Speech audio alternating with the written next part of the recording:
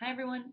By now you should be working on getting your clearance, and also you should have ordered your textbook and hopefully received it, because the assignments for this module will require that you have your textbook. So sometimes the electronic version is easier and faster. Please contact me with any issues regarding the textbook or your clearance. And now I wanted to take a few moments just to go into detail about my expectations for the first two assignments, and it is an activity and then a discussion board. So first, the activity will be a reference guide. The first chapter that I've assigned chapter 1 and chapter 4, and chapter 1 is more a general overview of special education, the legislation, including Individuals with Disabilities Education Act and No Child Left Behind, what impact this legislation has on inclusion in the classroom and including students with special needs into our classrooms. Further, we go into an introduction of the IEPs, which is the Individualized Education Plan, and also the referral process. We'll go further into these areas as the course gets deeper and deeper into our semester. So for our assignment, I first want you to identify, here we go, 5 key terms with definitions.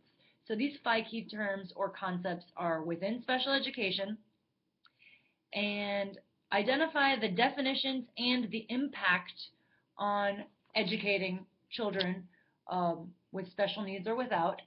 But most of these terms will be associated with educating kids with special needs. So 5 key terms: definitions, impact on education. So that should be your first section. Second section should be core principles or major provisions of IDEA. These are listed on any website that discusses the legislation in special education. It's in your book. You will find the major principles, okay? They don't change. There is 6 of them, and make sure that you have every single one of them and briefly describe what they are, because if you just name it, because some of them have key terms that it's not really recognizable, if you just name it, it might not be a good enough explanation. So that should be your second section. Your third section should be 5 ways to identify effectiveness in inclusion programs. Okay, so you'll find this within your book. You can also find this in outside sources. We always want to assess whether our inclusion programs are effectively educating all students, which is the point of our programs, is to educate any learner, no matter how diverse they are.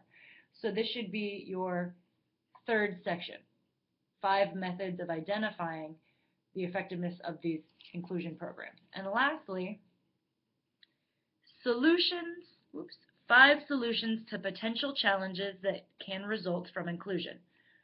You'll read throughout this book and in outside sources that there are several non-supporters of inclusion because of the various challenges that it will produce. So I would take 5 of those challenges and think of ways to think of solutions for these challenges, think of ways to make them better, think of arguments against the challenges. It's a good way to critically think of both sides of inclusion, because we have 2 sides, we need to acknowledge both of them. Okay, so you're going to have 4 different sections. 1, 2, 3, 4. If you want to, you can bullet point them, you can highlight the different sections. Just make it clear that you are addressing all of the criteria that I'm asking of you. And be sure to double check that everything that I'm asking for you to do is in there.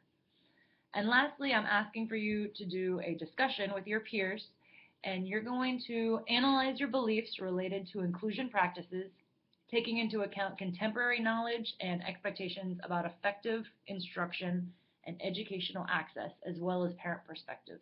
So just talk about what you think about inclusion, and then bring in some of the content from either your text or outside sources concerning inclusion. Make sure you bring in other perspectives like parent perspectives and then effective instruction and how these can all work together to create a well working inclusion environment. Make sure that you respond to at least one of your peers using the ladder of feedback. Okay, so this is really important.